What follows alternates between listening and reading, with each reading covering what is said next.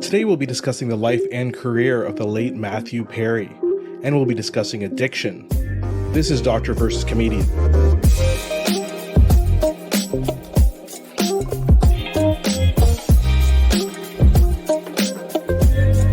I'm Dr. Asif and this is the Doctor of Laughs. Not a real doctor. Ali Hassan. Every episode I pick a topic for Ali from comedy and entertainment, and I question him about it. Then Ali picks a topic from medicine and health and grills me on that topic. Today we'll be discussing the life and career of the late Matthew Perry.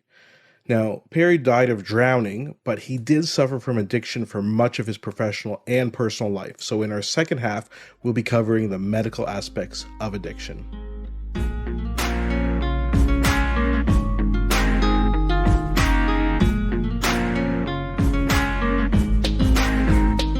So a bit more of a somber episode, Ali, but I think we should get right into celebrating this. Yeah, I think it's a celebration of his life. He was a good dude who meant well, and there's a lot to learn from his addiction. I would recommend people watch on YouTube, if you have a chance, watch his interview with Tom Power on Q. It's like, as you say, sobering, no pun intended, but also illuminating. It's like, for people who have this idea that, this alcoholic, why can't they just stop drinking? He has some thoughts about that are quite important, especially if you have that issue close to you or, in your life. It's a very valuable episode. Yeah, I'll second that. And if you look on a lot of the media that's come out after his death, Entertainment Tonight, CNN, they quote this Tom Power interview very, very heavily. So it's a great job by Tom Power, Ali's colleague at the CBC, and Ali, of course, has been on that show. And I think one of the advantages of Q is its long-form interviews, right? Yeah, and I know now everybody does that in podcasts and on YouTube.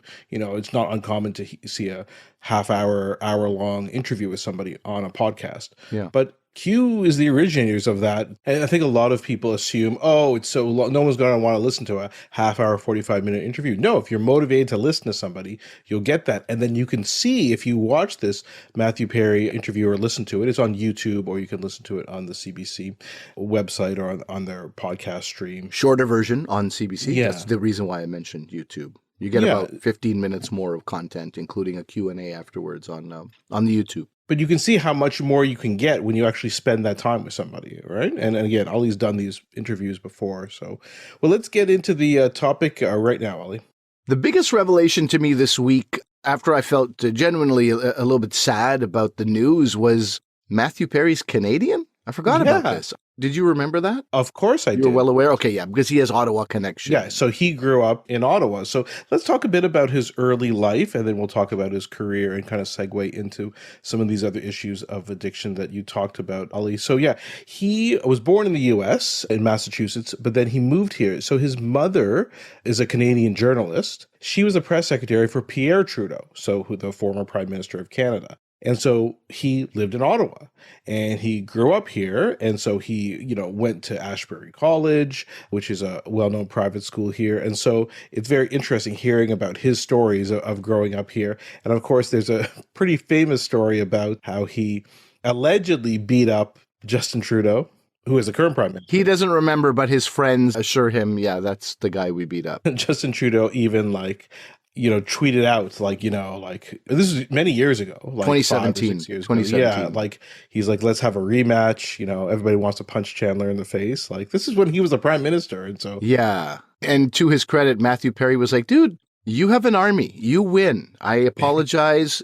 Why are you tweeting me? Don't you have a country to run? And that's a bigger burn than I think Trudeau will admit it was. So his father is Keith Morrison, who people might know is a journalist now. I think works mainly in the U.S. So at about age 15 or so, he moved to the U.S. He was actually really involved in tennis and thought about maybe professional tennis for a while. But he moved to the U.S. Played 10 hours a day. Played 10 hours a day. Really had he doesn't even talk about tennis in his. It's completely obscured by acting and, of course, by everything, all his personal issues. So he moved when he was around 15 to the U.S. and to try and make it as an actor, and his father was living there at the time. And I think he says that his one of his major influences was Michael J. Fox, right? Because Michael J. Fox did that as well. We remember, guys, in our Michael J. Fox episode, we talked about how Michael J. Fox was getting some popularity in Canada on some TV shows and then decided, go all in and move to the States and try and make it big. And of course, he eventually did that, not just in TV shows like Family Ties, but movies like Back to the Future. So that was a big inspiration for him.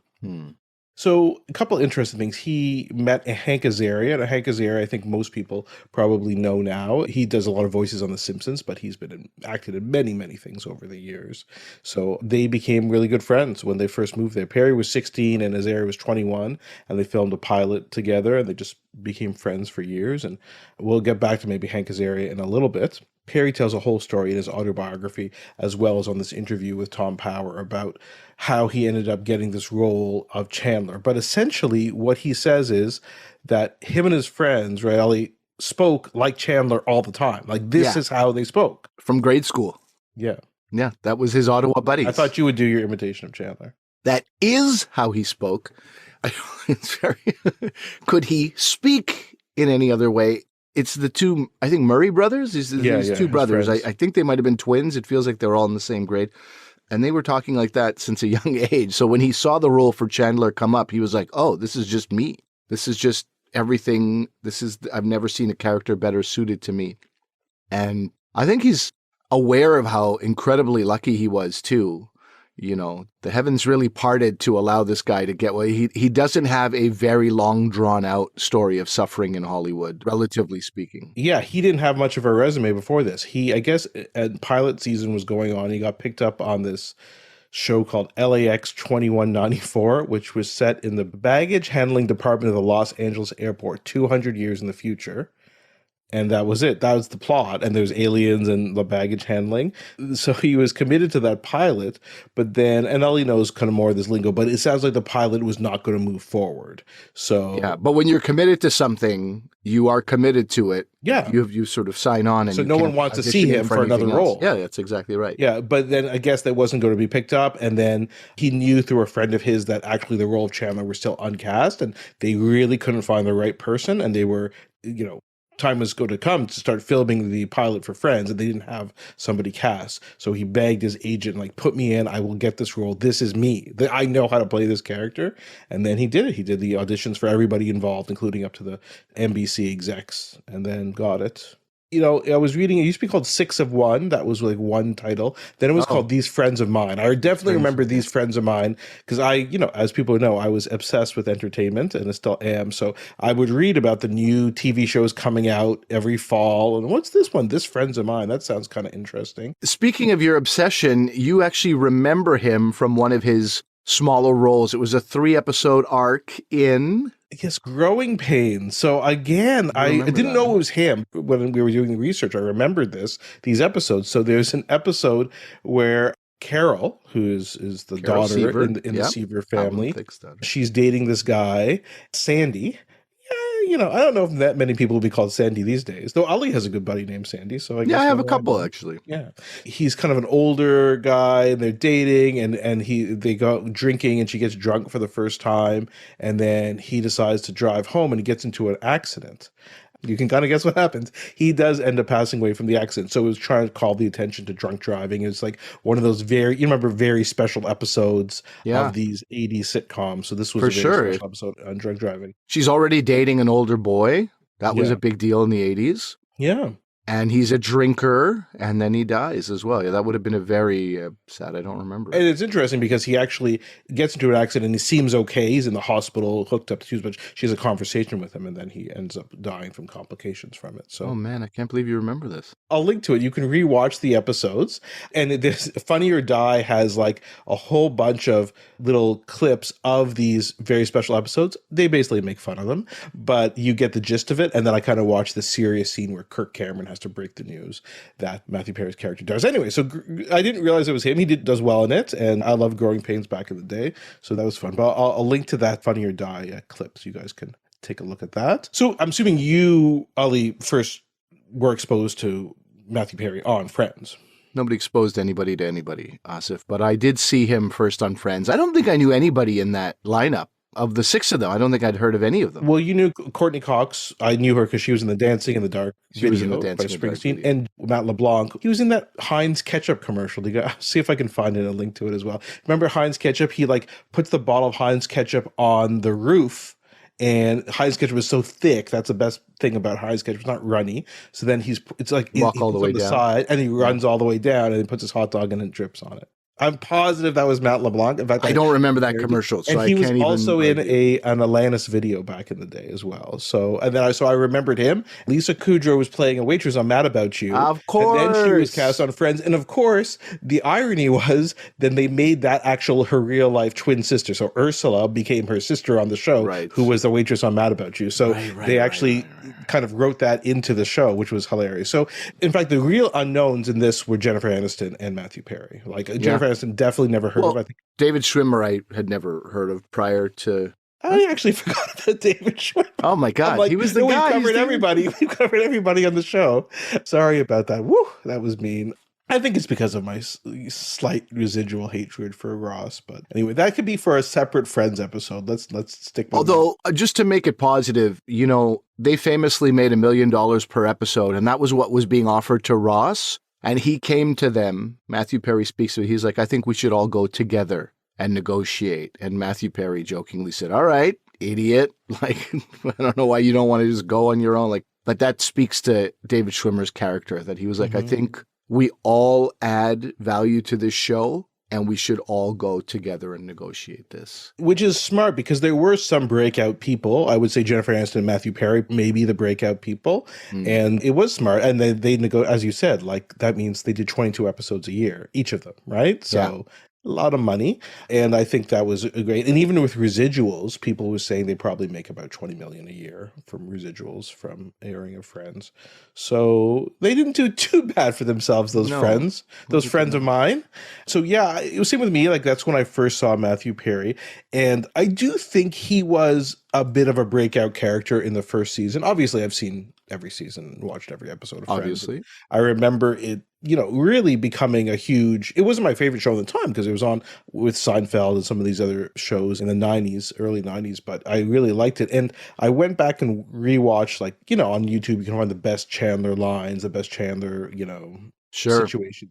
I just want to give you an idea of what the show was like. I was in university. I was in McGill University, and we were having the time of our life. We were 19, 20, whatever year it was. One of our friends, Arsalan, I'll just name him, would sprint back home. He'd be like, oh my God, Friends is starting. And he would leave his actual human friends to go watch a show called Friends. And he wasn't alone in that. And weirdly, he was actually very much like Chandler. So I think he felt seen. He was very much the sort of, had that spastic behavior and these movements and constantly playing with his hair and like very sort of frantic dude at the time. And I know for a fact he wasn't alone. It was like what was called must-see TV back then. People would drop all their plans to go see this show. So it was a huge deal. You missed it, right? What are you going to do? Then not have something to talk about? Yeah, I went back and rewatched some of these, and he is really funny. You can see why he jumped off the screen, because there was nobody his line delivery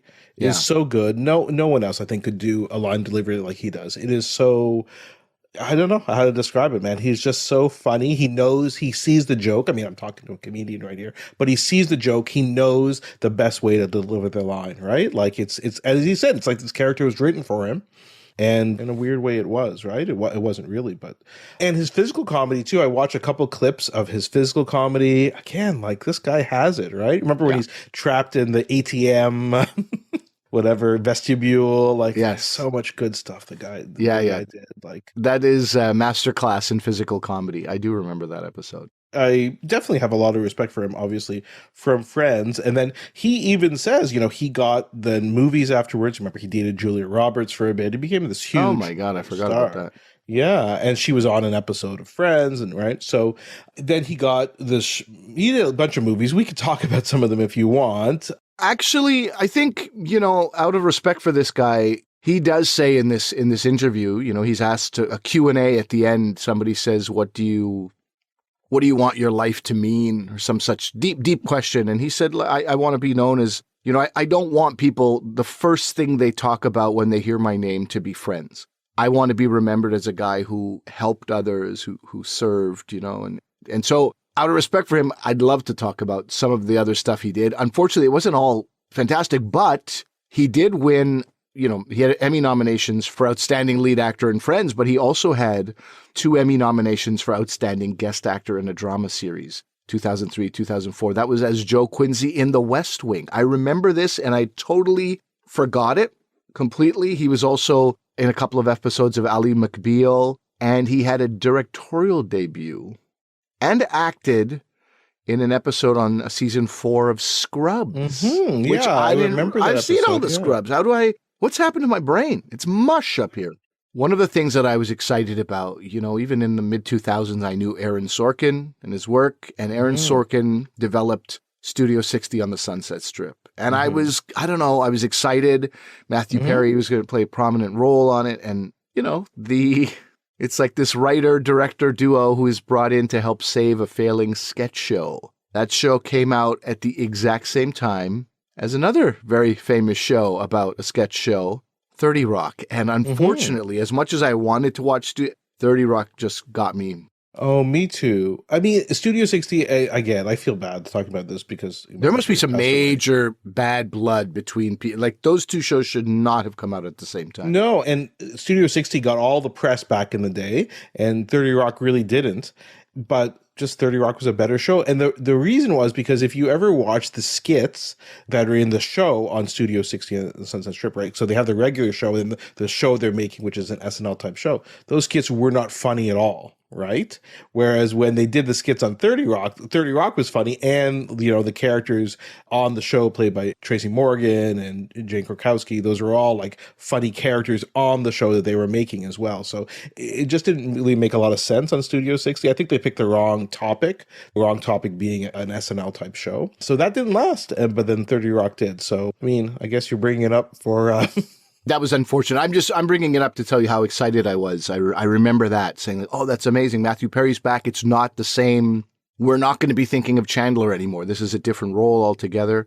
I also... Man, I tried to remember the movies he did. Fools Rush In did very well. It was Salma Hayek and Matthew Perry lead role. And if you read some interviews, Salma Hayek has, just put out some stuff, I think, on Instagram, very touching, and basically saying, like, it's one of the best or her best screen partner ever, almost, was Matthew Perry, and he feels the same way. I think they really, liked each other a lot and had a very good working relationship. And then, of course, there's The Whole Nine Yards, right? That is like his big hit movie, and then The Whole 10 Yards after that. Do you remember, I was looking up The Whole 9 Yards, do you remember that he played a dentist from Montreal originally? That's what he was. No, Ali, I'm sorry. I don't remember anything about that movie other than he's in it and Bruce Willis is in it. Oh, you called it very good. Interestingly, I called it very good. You just said that The Whole 9 Yards was a great movie, so I thought you also... Well, I know, but I remember enjoying it, but I don't think I saw the sequel. But, hey, Matt... The Whole 10 Yards. Oh, but Matthew Perry said, remember how you want to be like Michael J. Fox. At one point, Michael J. Fox had the #1 TV show, Family Ties, and the #1 movie, which was Back to the Future. And then guess what? Matthew Perry was able to do that as well. He had the #1 show in Friends, and the #1 movie in America at that time was The Whole 9 Yards. So I thought it was Fools Rush In that busted the box office, but this is the one. No, it was The Whole 9 Yards. I mean, even then, in those years, Bruce Willis, Rosanna Arquette, Michael Clark Duncan, Natasha Henstridge, Amanda Peet, Kevin Pollak. I mean, surrounded by just... Yeah, Amanda Peet. Yeah, I was trying to remember the actress who was in it. Yeah, Amanda Peet. So sorry for everyone who loves that movie, and I don't remember it that well. But I do want to kind of transition a bit here, Ali, to some of his addiction issues, and then we'll do a separate thing on addiction in general. Sure. Okay? You're in the driver's seat. You're allowed to do whatever you want. Thank you.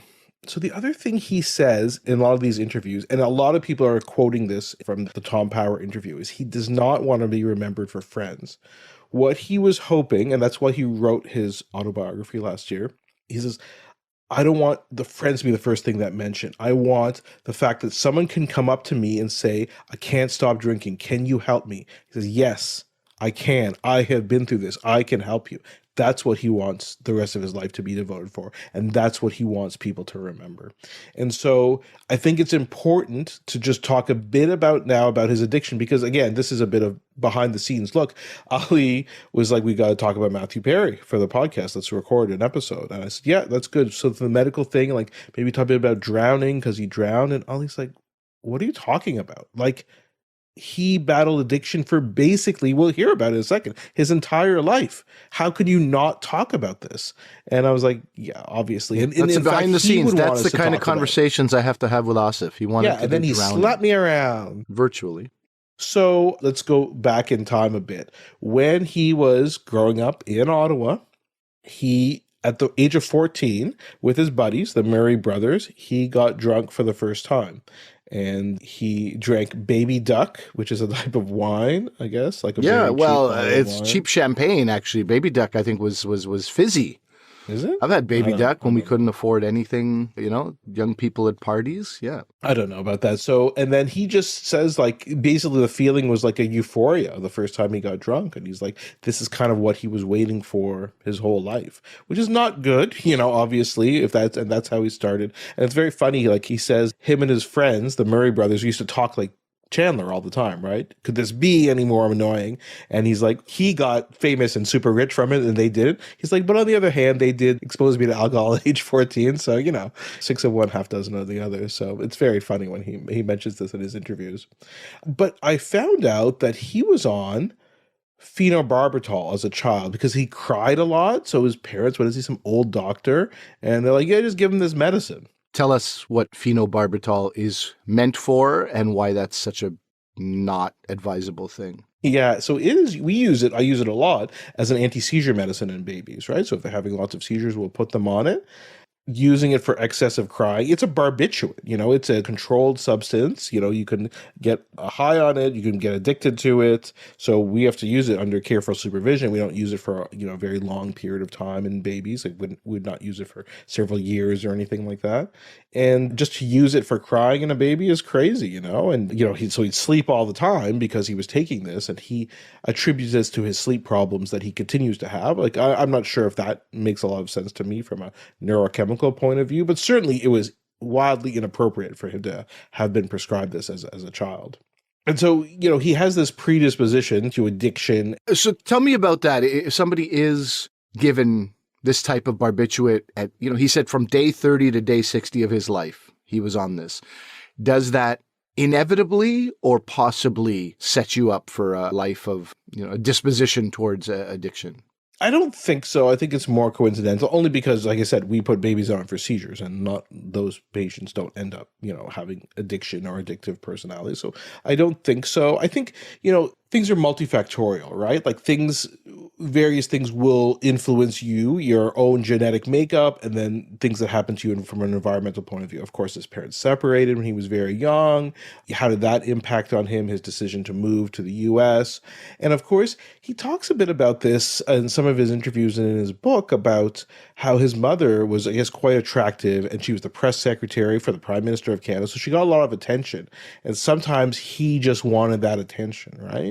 From her, not from the people giving the press secretary the attention. Correct. But he says even now to this day, he wants that attention. And the one person who's not paying attention to him in the room, he's like, I need to get their attention. You know what I mean? So there is, again, I'm not trying to psychoanalyze him. And I think if you read his book, you'll get a lot of this kind of this internal dialogue about how he is. But nevertheless, I mean, he basically talks about using substances since he was a teenager, right? All the time. And, using this all the time. And of course, it did end up interfering with friends.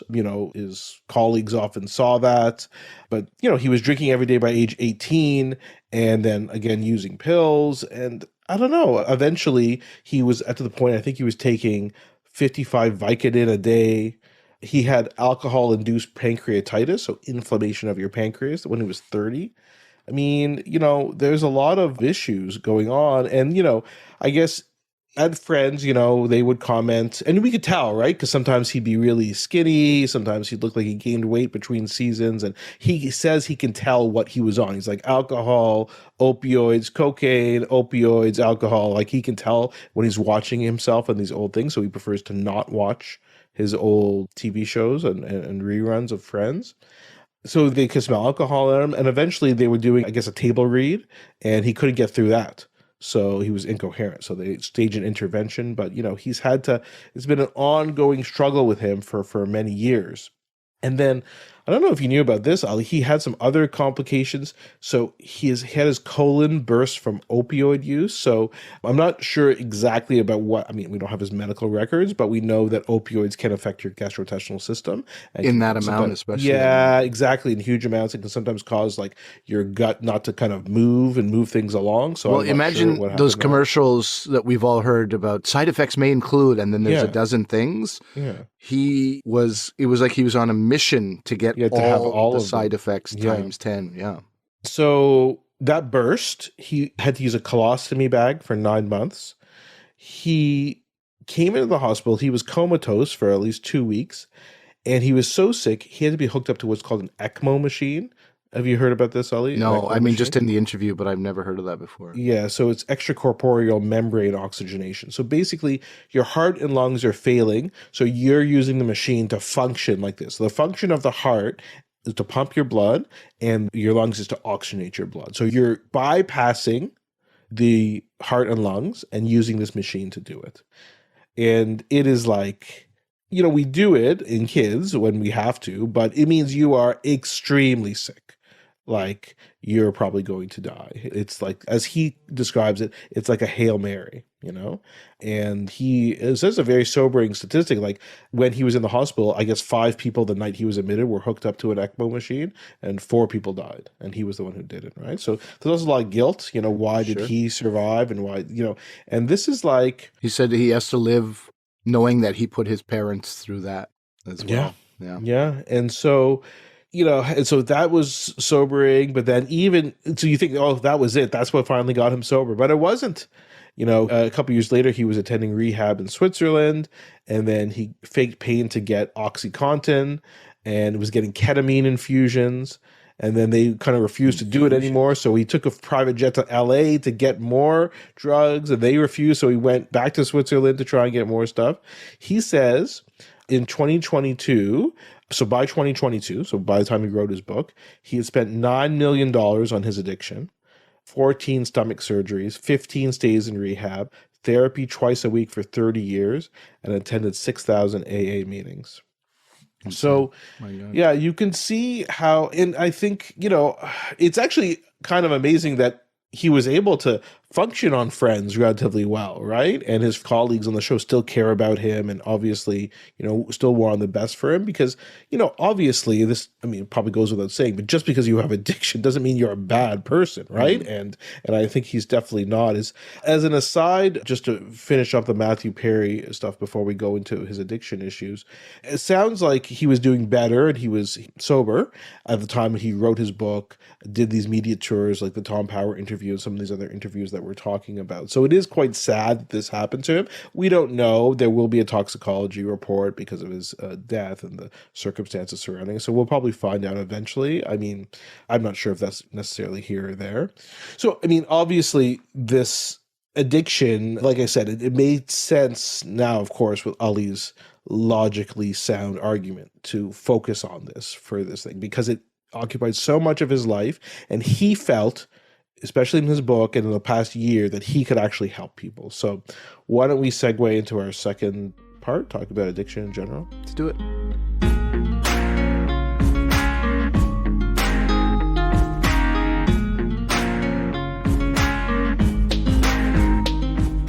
My big takeaway from this interview that I watched was, and this is a very grim thing to say, but a part of me was like, how are you even alive today? Mm-hmm. How have you survived all this? It's insane. Mm-hmm. So, I think his death may also come as not a shock to many, many people who knew him, right? They probably thought they were going to lose him many times over the years. Mm-hmm. Just sad how he went and what he had devoted his life to, but yeah. Mm-hmm. And as you said, it seems like things are on the right track. So I do want to talk a bit about addiction. Again, caveat, like I barely prescribe these medicines that people get addicted to. I said we talked about phenobarbital, but I use it for a different indication. So this is all not what I do on a daily basis at all. So I'm kind of summarizing what's in the scientific literature, and we'll kind of focus on, maybe some misperceptions or things that are a bit unclear and make treating patients with addiction difficult, and maybe how your general practitioner, family doctor, nurse practitioner might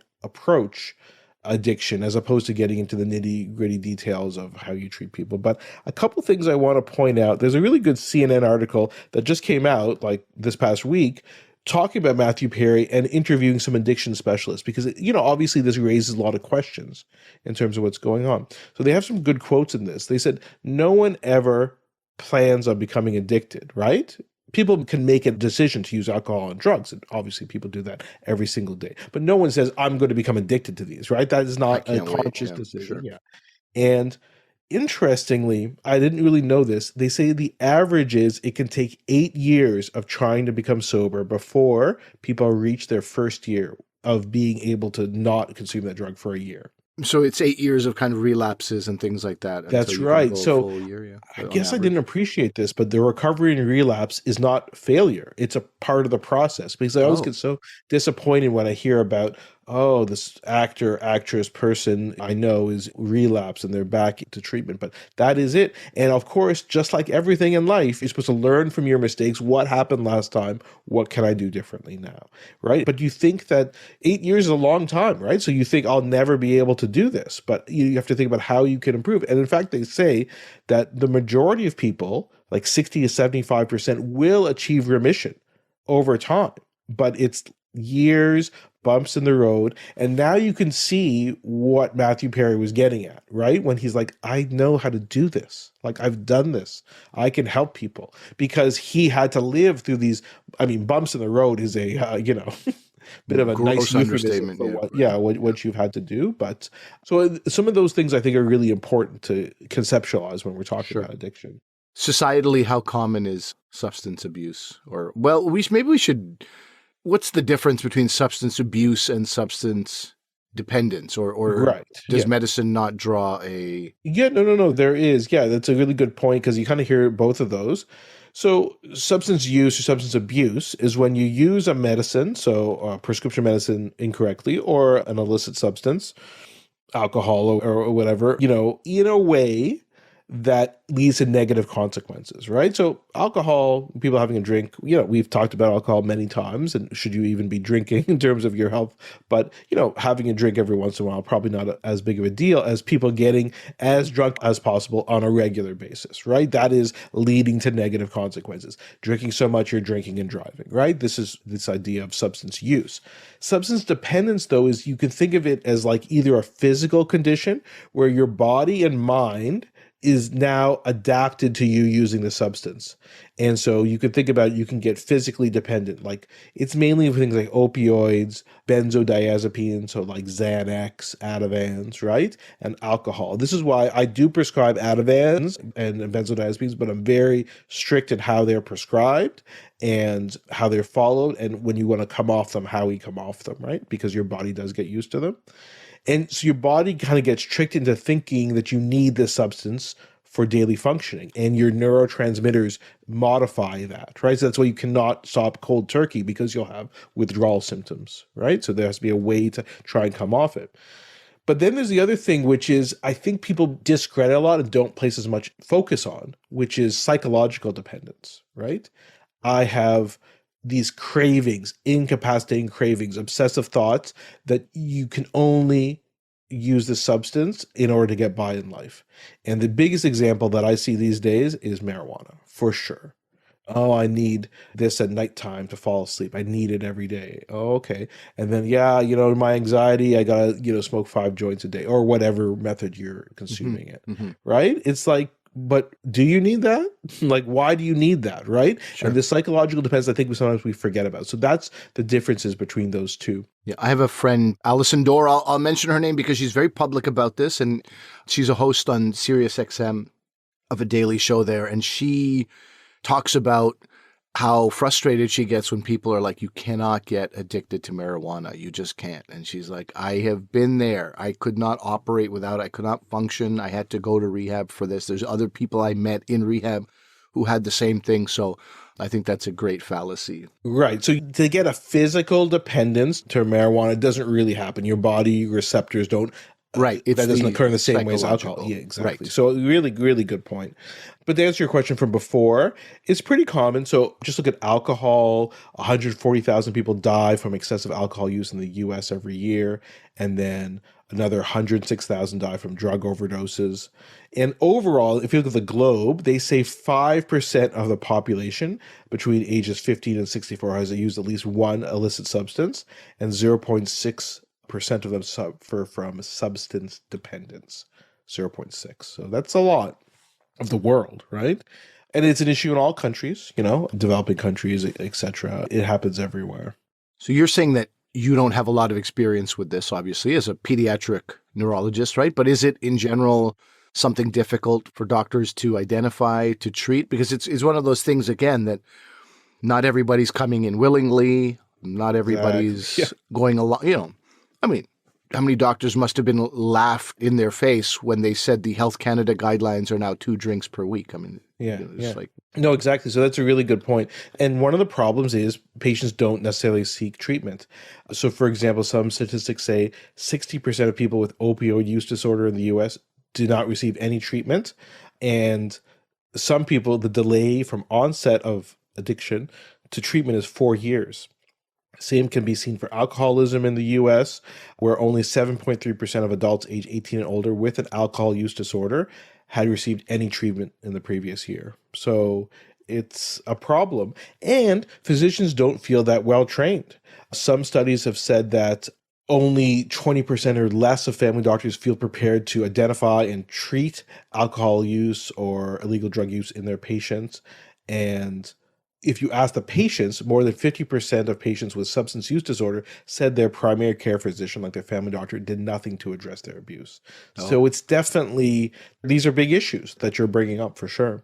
What if somebody drags their parent or their child in, spouse, and says, this person is a drug addict? Mm-hmm. What does a doctor do at that point? How do you screen for that? How do you confirm or deny something like that? So let's talk about that second aspect in a second. So let's say no one's dragging them in, right? And they're just coming in willingly. Oh, yeah, that's probably or they're seeing you for something else, their ear infection or whatever. Are there questions you can ask that can just screen for this? And that's what they suggest doing. That's the first thing, and it's probably what's suggested for primary care physicians and even other physicians too. So, for example, you could ask a single question: how many times in the past year have you used an illegal drug or used a prescription medicine for non-medical reasons? Right? But maybe that's it. You could also ask similar questions about alcoholism. So there are some screening tools that you can use for problematic use of alcohol. So maybe you won't do it in everybody, but you think, okay, patients have recent unexplained traumatic injuries, right? There is a certain talk show host who I probably shall remain nameless, who has a late night talk show that is very funny, who a lot of people allege, no, not Conan O'Brien. David Letterman, Johnny Carson. No, keep going. Jimmy Fallon, Jimmy Kimmel. Oh, you have to go slower. No, you have to go slower so I can. Jimmy Fallon. Okay. So a lot of people allege there's no proof that Jimmy Fallon has a substance abuse or alcohol use disorder, and so that's why you'll see him sometimes with injuries. Like you remember a couple of years ago, his finger, he had like a cast on his hand, and so that's pretty well, discussed in gossip magazines. And so recent traumatic injuries that are unexplained in people who are absent from work all the time, legal problems. We talked about narcissistic personality disorder, how that can be associated with it. Yeah. Not today, by the way, we didn't, but we did an episode in a previous episode. Yeah. Sleep disturbance or liver disease, right? Obviously, then you want to screen for these things. And then you want to be discreet about it. So you could just, be like, how often did you have a drink containing alcohol in the past year? And then they can tell you an idea of how much they consumed. How many drinks containing alcohol did you have on a typical day when you were drinking in the past year? And then you can kind of rate that. And how often do you have 6 or more drinks on one occasion in the past year? And then also, is there like a common knowledge when somebody goes, I had 15 drinks this week? The doctor goes, that's probably more like 25. So is it the old sex partner thing? How many people have you slept with? Only 3. Okay, that's 13. You know what I mean? Do we do our I own thought it little might be math? the opposite for sex partners, but no, yeah, that's what I do. When I was learning about this in medical school, I don't ask these questions anymore. You insanely, overestimate the Yeah, amount you that someone's inflate doing. it. So I said, so a single day you have like a 2-4 of beer is 24 in Canada, or you have and so the average person will be like, what are you talking about? Like, who would ever drink a 2-4 beer in a day? Whereas people who do have an alcohol abuse problem will be like, yeah, that's about right. So you overestimate. So you're not, you don't want them to regress to the mean, which might just be a few drinks a day, and just say, okay, that's normal. So I'll agree with that, right? So This is based on informed suspicions that you might have. Is that that's right? right. That's how That's you would right. say That's that. right. That's right. Yeah. So, but sometimes like people just, it is reasonable to include this routinely sometimes, like, because again, if I'm asking you a question about how much alcohol you drink and you're a non-drinker, you'd be like, I don't drink any. Like, that's okay. Like, no one would be offended by that, right? No one's like, I don't think most people would be offended. They'd be like, they might think if you're asking them if they drink a 2-4 beer a day, like you don't know anything about drinking alcohol because you're asking a ridiculous question, right? If Yeah. you drink like one beer a week or something like that, Sure, 2 beers a sure. week, right? So anyway, but to get back to your other question about how you do this, like so say you identify this, how do you get to find out what people want and how do you get them motivated to change, right? That's what kind of you're asking about, because again, someone's dragged in by their partner or their parents or their children. How do you do that? And so the idea is to use something called motivational interviewing principles. And again, I don't do this a lot, but sometimes you do these, I call them tricks. It's probably not a good way to look at it, but it's a way to get at people. So, I'll use an example of how I use it in pediatric neurology. So a patient's not taking their medicine regularly. A teenager's not taking it. They're sleeping in, they're not doing it. Okay. And then you're having seizures. I'm like, so what are some of the difficulties that you're experiencing because you're having the seizures? And then hopefully they'll say, well, I have a seizure at school. It was, kind of embarrassing that happened. Okay. What else? What are you interested in doing? You're turning 16 next year. Well, I want to get my driver's license. Okay. You can't get your driver's license if you're having seizures. So what's a way that, and so you're getting them to be motivated to change their health behaviors because of what you're I asking. don't know. Maybe I'll take my medicine. You get that? Just Yeah, thinking and about a then mopey teenager. are there ways that you could remember to take your medicine? Can you think of ways that you would, I don't know, I just hate my parents nag me. Well, do you have a phone? Do you have, yeah, which the answer is 100% yes to any teenager in existence in North America. So you say yes. Okay, you have a phone. Okay, so maybe put reminders on your phone, right? So this is a way. So that's the way I would do it in neurology. Again, it's not rocket science, right? It is just kind of like a practical approach. So in other words, if you're telling someone you need to stop cocaine because it's damaging your heart, and then the patient will be like, well, yeah, but I don't think it's cocaine. My friends all use cocaine. Their hearts are fine. So another way to ask them is, how does it feel when you hear the cocaine could be causing your chest pain and your recent admissions to the emergency room? Well, I don't think that has anything to do with it, but maybe you have a point there, right? Or you're addicted to pills. You need to stop doing these pills. You're going to want to have a baby. It's going to damage the baby. You're like, yeah, okay, I'll try. And then, but another way to ask is there anything about your use of pain pills you're concerned about for now or the future? Well, I do want to have children in the future. Okay, so then you could do that. So there's ways to do it. So that's kind of what you can do as a physician who, say, a physician who's not, has extra training in addiction medicine, right? This is just at the basic level. Obviously they recommend people in general to abstain completely from it, right? That's what we often want, but sometimes that may not be possible. Or if you have substance dependence, you need to get involved in a more intensive kind of treatment because your body's dependent on it.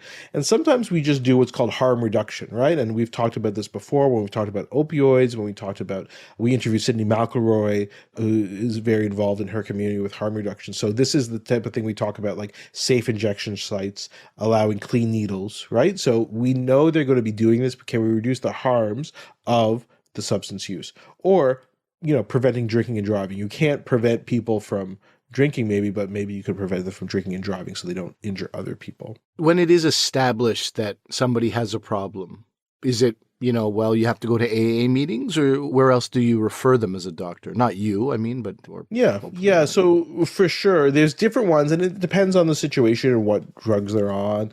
Again, this is this stuff that I don't really get that involved with, but there are mutual help meetings, right? So Alcoholics Anonymous or Narcotics Anonymous, and anybody at any stage could start attending those.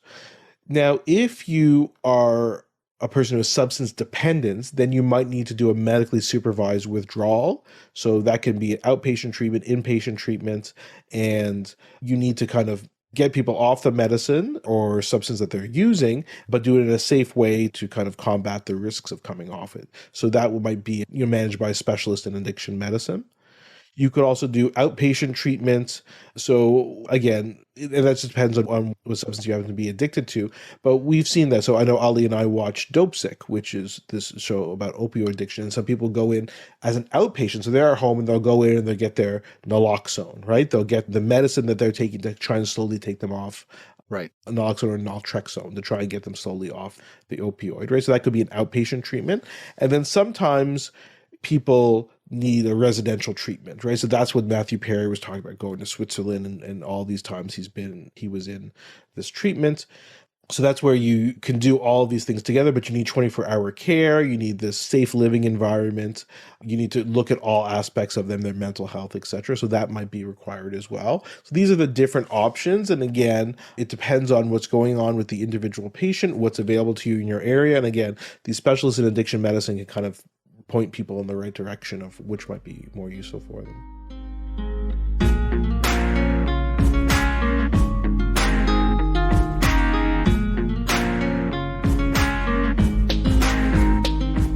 All right. Well, that is our discussion about addiction and about Matthew Perry. I do want to tell people that if this is something of interest to you, this subject matter, we have done episodes in a similar vein. Chris Farley, John Mulaney, people who have struggled with their own addictions. And I think we should probably at some point, like I said, I'm not an expert in it, but we should probably get someone, if we want to delve more in depth into addiction and addiction medicine, we'll get someone on perhaps sometime in the future to talk specifically about addiction medicine and some of these more details that we kind of superficially covered today. I think that's absolutely valuable. I mean, every city in Canada, and it's not major cities anymore. I was in Belleville, Ontario on the weekend, and I was doing an event at a library, and the library, the staff needs to be equipped to handle people ODing. A lot of people dying over fentanyl primarily, but this just every city seems to have a huge drug problem in this country. One of my residents was driving to one of our events we were having and then had to stop, and they were late because they had to help someone get naloxone administered, and a lot of people carry it now. The thought is that you need to have this in your first aid kit in your car, just like you'd have bandages and ice packs. So yeah, it's not the last that we talk about this subject. For sure. And again, as you're saying, the fact that it's come up so many times with celebrities, with our interviews, like with Sidney McElroy, I think it's a very important issue to talk about in our society. So let us know what you guys thought about this episode, any memories you have of Matthew Perry. Really, he was a great comedian and actor. Again, grew up in Ottawa, my hometown. So I feel a lot of sadness with his death. But again, as Ali mentioned, we also want to celebrate his life. Let us know, drvcomedian@gmail.com, Dr. V Comedian on Twitter, Facebook, Instagram. We are everywhere. And before we go, remember that although I'm a doctor, I'm not your doctor. Medical issues we talk about are for your interest and information only, but they're not medical advice. Please consult your medical professionals for actual medical advice. Thanks for listening. Bye.